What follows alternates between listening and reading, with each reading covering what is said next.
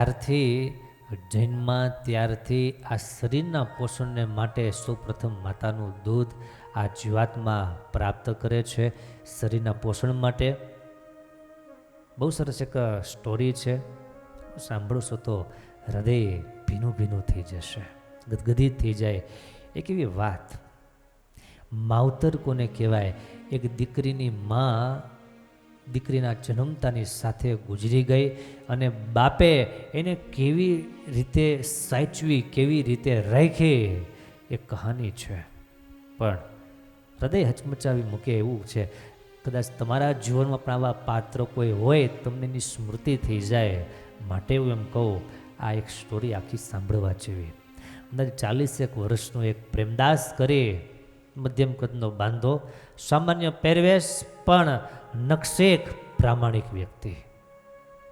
વડોદરામાં અલકાપુરીની એક પ્રસિદ્ધ અંગ્રેજી સ્કૂલમાં એ ડ્રાઈવરનું કામ કરે, નોકરી કરે. એક દિવસ સ્કૂલના મેનેજિંગ ટ્રસ્ટીનો ક્લાર્કને સત્તાવાહી અવાજે એને વાત કરી, ક્લાર્ક, પ્રેમદાસને જલ્દી બોલાવો. મોટા સાહેબ અત્યારે જ બોલાવે છે. અને પ્રેમદાસ તરત એને સમાચાર ગયા કે તમને મોટા સાહેબ બોલાવે છે. અને મોટા સાહેબ બોલાવે છે એટલું સાંભળતા પ્રેમદાસ થોડા ધ્રુજી ગયા, કારણ કે મોટા સાહેબ, એનો દબદબો બહુ મોટો અને બહુ કડક, એની સામે કોઈ જોઈ ન શકે. અવાજ થોડોક એવો ભાઈરે અને બધાય બીવે એનાથી. ને મોટા સાહેબની વાત આવી એટલે આ વ્યક્તિને એમ થયું, પ્રેમદાસને એમ થયું, નક્કી મારી કંઈક ભૂલ થઈ છે, પ્રિન્સિપાલ મેડમે મારી ફરિયાદ કરી છે. અને આવી બધી અમંગળ ઘટનાઓ એ કલ્પનાઓ કરતા ચેમ્બરમાં આવ્યા, દરવાજામાં આવીને ઊભા રહ્યા. મોટા સાહેબનો અવાજ એકદમ કડક, સત્તાવાહી, રૂઆબદાર અને રૂઆબદાર સ્વરમાં બોલ્યા, પ્રેમદાસ સાહેબ. હા, હું પ્રેમદાસ. આવો, અંદર આવો. આ પત્ર તમારા માટે છે અને મોટેથી અહીંયા બધાય સાંભળે એ રીતે વાંચો. આ વાંચતો થોડો વૃક્ષ હતો જ. પ્રેમદાસ તરત બે હાથ જોડી ગયા અને કહે છે, માલિક, મારી કંઈ ભૂલ થઈ હોય મને માફ કરો, પણ દયા કરીને મને આ નોકરીમાંથી છૂટો ન કરો. હું અને મારી દીકરી કુસુમ અમે ક્યાં જશું?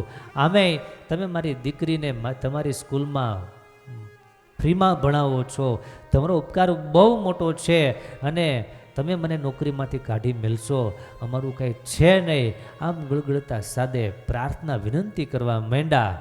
એક શ્વાસે ઘણું બધું બોલી ગયા, પરંતુ મોટા સાહેબે કીધું, પ્રેમદાસ શાંતિ રાખ, પીઓને એને પાણી આપો. પાણી આપ્યું, સ્વસ્થ થયા.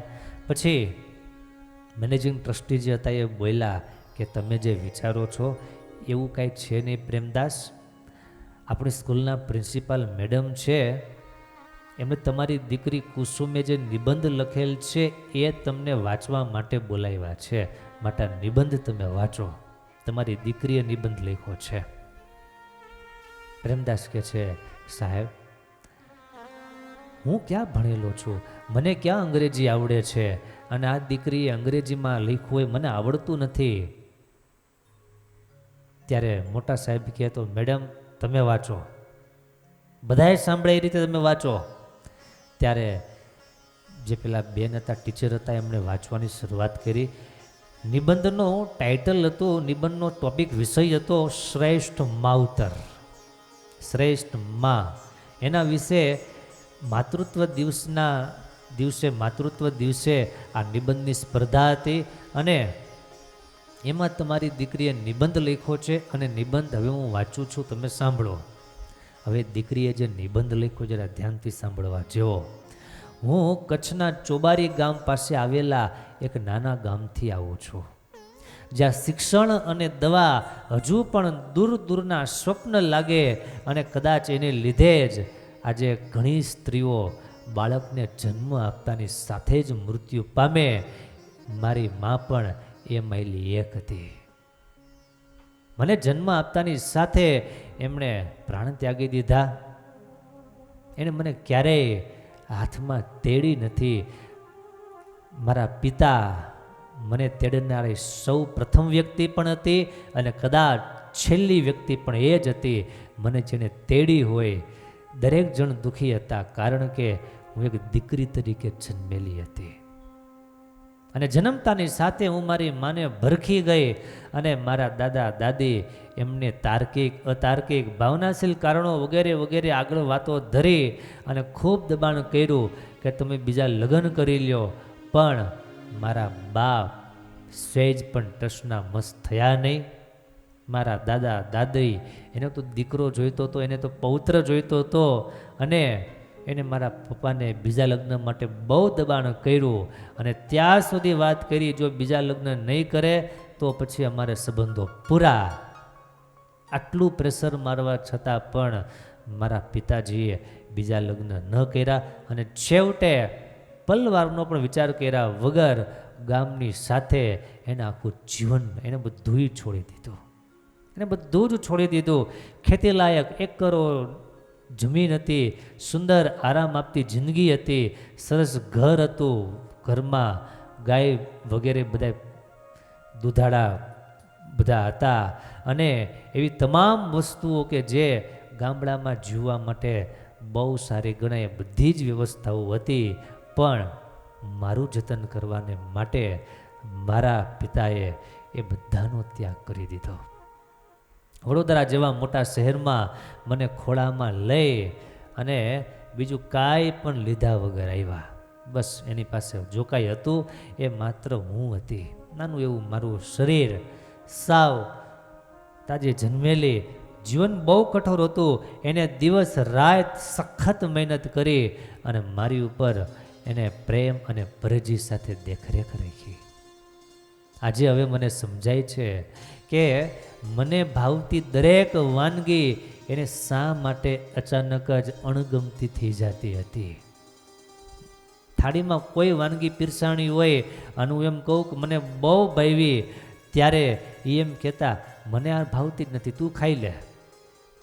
હું એવું સમજતી મોટી થઈ, પણ મોટી થઈ ગયા પછી મને સમજાય છે કે એને ખરેખર નહોતી ભાવતી એમ નહીં, પણ એનું બલિદાન હતું. એ મને ભાવે છે માટે એણે એના ભાગનું એ બાપે મને જ મળ્યું છે. શક્ય એટલી બધી સગવડતાઓ એની ક્ષમતાની બહાર જઈને મને બધી ક્ષમતાઓ આપી છે. અને આ શાળાએ, આ સ્કૂલે મને છત આપી, મને સન્માન આપ્યું અને સૌથી શ્રેષ્ઠ ભેટ એમની દીકરીને સ્કૂલમાં પ્રવેશ આપ્યો છે. જો પ્રેમ અને કાળજી માની વ્યાખ્યા છે તો મારા પિતા એમાં એકદમ વ્યવસ્થિત બેસે છે. જો કરુણા એ માની વ્યાખ્યા હોય તો તેમાં પણ મારા પિતાજી એકદમ સારી રીતે શોભે છે. જો ત્યાગ એ માની વ્યાખ્યા હોય તો મારા પિતાજી એમાં સર્વશ્રેષ્ઠ ટોચની સ્થાન ઉપર બેઠા છે. ટૂંકમાં કહું, જિંદગીમાં જો માતા પ્રેમ, કાળજી, ત્યાગ અને કરુણાથી બને છે તો મારા પિતા દુનિયાની સૌથી શ્રેષ્ઠ મારી માં છે. મારા બાપ એ જ મારી માં છે. મારા પિતાજી, મારા પપ્પા એ જ મારી માં છે. માતૃત્વ દિવસ ઉપર હું મારા પિતાને આ ધરતી પરના મારા શ્રેષ્ઠ માવતર બનવા બદલ આજે એમને યાદ કરું છું. એના ઉપકારોને રડતી આંખે લખું છું, એને સલામ કરું છું અને ગર્વથી કહું છું કે આ શાળાના, આ સ્કૂલના પ્રિન્સિપાલ મેડમના ડ્રાઈવર એ મારા પિતાજી છે. હું જાણું છું કે મારા લેંગ્વેજ ટીચર જે ભાષા શિક્ષક છે, આ વાંચ્યા પછી મારા નિબંધને કદાચ નાપાસ કરશે, ઠપકો આપશે, પણ આજે મને એ ચિંતા નથી. આજે આ ખૂબ નાની એવી ભેટ મારા નિસ્વાર્થ એવા માં સમાન પિતાને અર્પણ કરું છું. આભાર. અહીંયા નિબંધ પૂરો થયો પણ ઓફિસમાં એકદમ નીરવ શાંતિ પ્રસરી ગઈ. પ્રેમદાસના હળવા ડુસકા સૌ સાંભળી શકતા હતા. દીકરીના માસૂમ શબ્દોથી એની આંખોમાંથી આંસુડાઓ ખરવા માંડ્યા હતા. પ્રિન્સિપાલ મેડમના હાથમાંથી કાગળ લીધો અને બાપે પોતાની ફૂલ જેવી કોમળ દીકરીના હૃદયના ભાવ ભરેલા શબ્દોનો આ પત્ર છાતી પાસે રાખી અને ધ્રુસકે રડી પડ્યો. મોટા સાહેબ ખુરશી ઉપરથી ઊભા થયા, પ્રેમદાસનો હાથ પકડી એને ખુરશીમાંથી બેસાડ્યા, ભણી આપ્યું, પણ પોતે ઢીલા થઈ ગયા. જે મોટા સાહેબના અવાજમાં કર્કશતા હતી, વૃક્ષતા હતી, સાંભળતા પણ બધા થથરે ડરી જાય એવા સાહેબ પણ આજે ઢીલા પડી ગયા અને ઢીલા અવાજે માંડ એટલું જ બોલ્યા. એના અવાજમાં અત્યારે ખારાશ નહીં પણ હૂંફ અને મીઠાશ એનું સ્થાન લઈ લીધેલું. એક દીકરીનો જે પ્રેમ હતો પોતાના બાપ પ્રત્યે, એને જે સમર્પણ કરેલું, એણે જે ભોગ આપેલો, એને દીકરીએ જે સમજો, દીકરીએ એનું જતન કર્યું, એને ધ્યાનમાં લીધો. અને મોટા સાહેબે કીધું, પ્રેમદાસ, તમારી દીકરી કુસુમના આ નિબંધને અમે 10માંથી 10 માર્ક આપ્યા છે. 10 up to 10 ગુણ એને આપ્યા છે. અને શાળાના ઇતિહાસમાં, આ સ્કૂલના ઇતિહાસમાં માતૃત્વ દિવસ પર લખાયેલ નિબંધોમાં આ સર્વશ્રેષ્ઠ નિબંધ છે. આવતીકાલે આપણી સ્કૂલમાં માતૃત્વ દિવસની ઉજવણી છે. બહુ ભવ્યતા રીતે ઉજવણી કરવાના છીએ અને બધા જ પેરેન્ટ્સ, માતા પિતાઓ બધા આવવાના છે. અને મેનેજમેન્ટ ટીમે ડિસિઝન લીધું છે આવતીકાલના કાર્યક્રમમાં મુખ્ય મહેમાન તરીકે પ્રેમદાસ તમારે આવવાનું છે. અમારા બધાને માટે આ ગૌરવની વાત બની રહેશે. તમે આવશો તો અમને સારું લાગશે. તો કેવી રીતે પોતાના બાળકને આગળ લાવવા માટે એક પુરુષ પ્રેમ અને બલિદાનનું પ્રતીક બની શકે છે, કેટલો પ્રેમ અને બલિદાન આપી શકે છે, એ તમારી દીકરીની આ નિબંધ લખવામાંથી જ સ્પષ્ટતા થાય છે.